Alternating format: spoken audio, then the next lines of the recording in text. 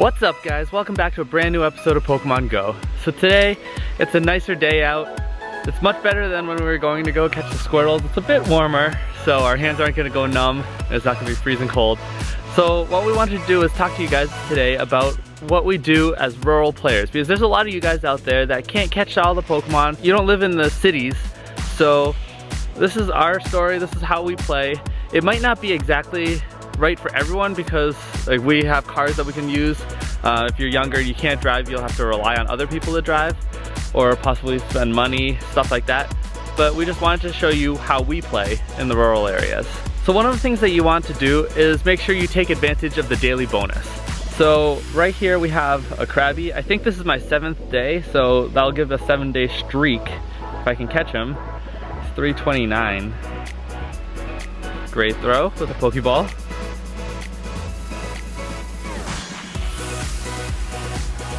There we go. 7-day streak. So look at that, 2,000 bonus XP. We got 500, 100, 50, 100. So for that one Pokemon, we got 2,660 XP. So that's huge. And over 3,000 Stardust. And 3,000, yeah. So that's really big. So you want to make sure that you go out and at least catch one Pokemon a day just to keep that streak going, because you can't get that kind of XP and that amount of Stardust with just catching little Pokemon every once in a while. So make sure you go do that.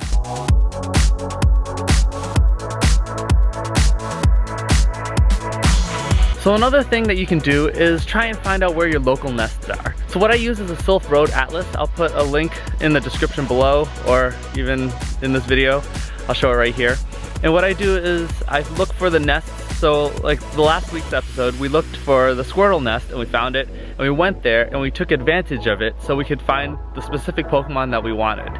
So as a rural player, you need to go do a little bit of extra work and find out where your little Pokemon are and head over there.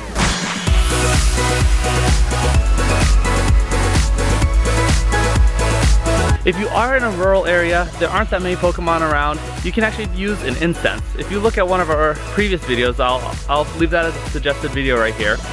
You can see that we use incense and it actually gives us a bunch of different Pokemon. We got like Machop and some Abras and stuff like that. So that's stuff that we normally don't find around here. But since it's rural, we can actually find all sorts of different Pokemon when we use incense. And it helps you out because it brings the Pokemon straight to you.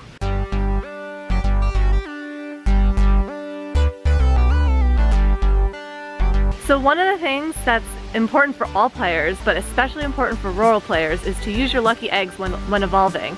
You just gather up a bunch of Pokemon at once and evolve them with the lucky egg. That'll give you double XP, it'll help you level up faster, and then you'll be able to catch higher level Pokemon and gain even more XP. So one of the things that we did earlier on in the game was that we bought bag storage. This is really helpful because when you go into a more populated area where there's a lot more Pokestops, you can actually stock up on items. So when you go home, you can use those items that you got and slowly run low on it, and maybe you'll have another chance to go out to another area and collect more items. So it helps you out so you don't get limited by your Pokeballs and all the other stuff that you might need for like battling gyms and stuff like that.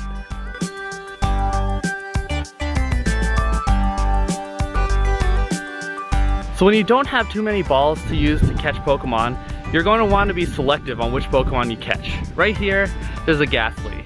We just had the Halloween event. I have 10 million Ghastly candies. I don't think I need to catch them, so I'm gonna keep on going and not catch them. It's kind of hard because you really want to just catch everything you can, but you want to have some discipline and make sure you catch the Pokemon that you really need or really want.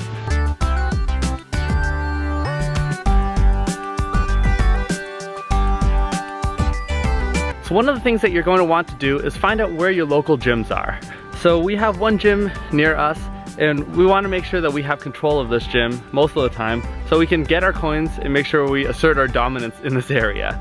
So also, you can get your coins so you can buy those important items like lucky eggs, incense, more Pokemon storage space, more Pokeball storage space. Yep. So we're gonna go take this gym out. There's the Arcanine and the Vaporeon, so that's gonna be pretty easy. Let's just do this. Let's do it.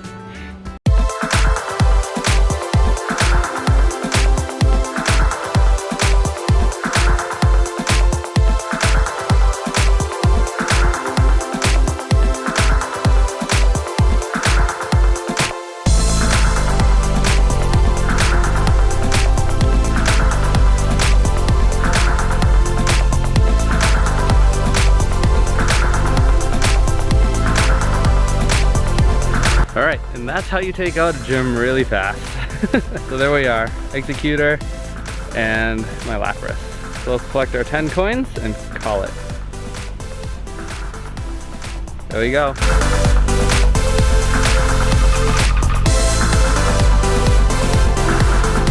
So Laura has more Pokeballs than I do, so she's catching them first and evaluating them to see if they're worth anything. So there's a strong Eevee here. He's 577 for me, so I think I'm gonna go catch him. Well, hopefully he's a strong Eevee. There was 2 Eevees that popped. The first one's not great, and the second one is strong. Yeah, so hopefully he picked the right one and was paying attention to which one. We'll see. There you go. Got it. Okay, the praise. The Yay, strong one, you got the right one. Because the other one I think was not great. It was not great, yeah, so that's a good one.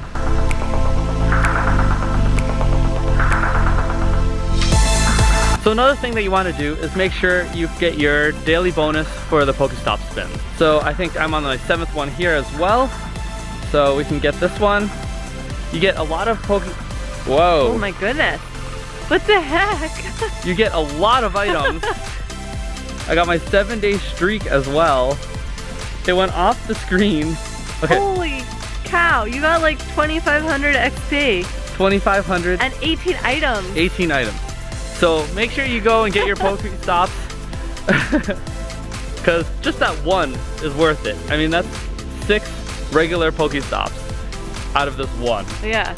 And even just the first spin of the day gives you 6 items. Yeah. So you get 6 items at least every day, and then apparently 18 on your 7th day. So make sure you get them, because it's huge.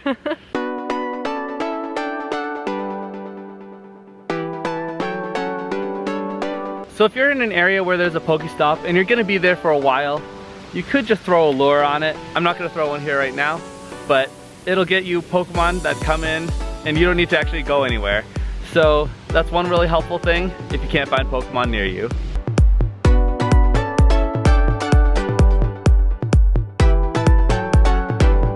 So as a player in a rural area, there's not very many Pokemon to catch, not very many Pokestops to get, but one of the things, or 2 of the things actually you can do is 1, walk your eggs. So I have 1.4 out of 2 on 2 of my eggs. If you're able to, purchase some extra incubators so you can walk more at once and get the most out of your walking. So the other thing is to walk your buddy. I never see Ekans anywhere, and I just don't catch much Pokemon in general, so I'm using my buddy system to be able to get me candies so I can evolve my Ekans.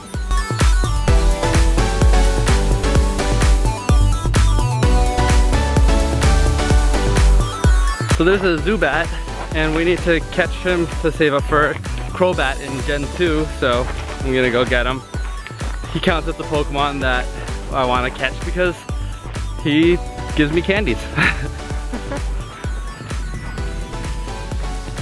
Oh, he dodged the first one.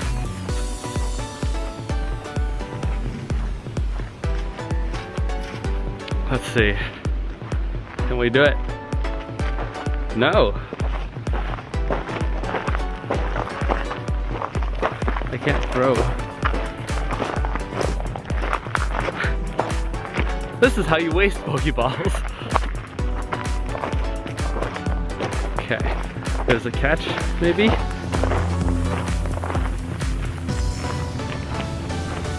Hooray! There we go. Got him. He's decent, so just transfer him. Got 50 candies. Grind them up for candies. Now I have 51. Electricity. Speaking of electricity, if you're able to, one of the things that's a good investment is this, the battery pack. If you live in a city, you can just go out, pop a couple errands, do like 10 minutes of stuff, and get a bunch of Pokeballs and come back. When you're in a rural area, you need to make sure that you are able to have full battery on your phone for as long as you need to accomplish however many Pokemon you need to catch or however many Pokestops you need to collect. Batteries. So I have 2 2K eggs hatching right now, hoping for a starter. My 2K eggs have been being really mean to me, so we'll see how this goes. Pikachu! This is my second Pikachu. The first one was the one that I started with. Holy cow, I'm 482. so excited. Nice. Okay, Another Pikachu? that would be fantastic. Spearow. Oh well. I got a Pikachu. That's That was awesome. my second Pikachu. So I got a big brother to my little CP11 or 10 or whatever Pikachu that I started with. Wow. So I'm really excited about that. That's awesome. And it's appropriate that we're in the middle of all the high tension wires around us. So Yeah. I got a Pikachu. That's pretty awesome. Maybe there's a conspiracy theory that you get Pikachus with high tension wires. Apparently it's time for all of our eggs to hatch. We walked like a second away from where we were before when Laura hatched her egg. And now I have my 2K egg hatching. So let's see what we got here. One or Just two? one. Just one. Pikachu maybe? No, that's not a Pikachu. That looks more like a Caterpie. Okay.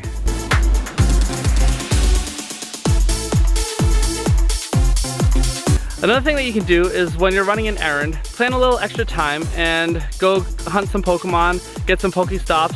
So like next week, we're actually going to go into Boston for some errands. So we're gonna spend a little bit of time beforehand to go find some Pokemon and get some more Pokestops to fill up our bags. So I hope you found these tips helpful. This is how we play the game. Hopefully you can pick up something and make it a little bit better for you in your rural areas. If you are also a rural player and have some tips to share, leave it in the comments below. So I hope you liked it. Subscribe, give it a big thumbs up, and we'll catch you next time. Bye.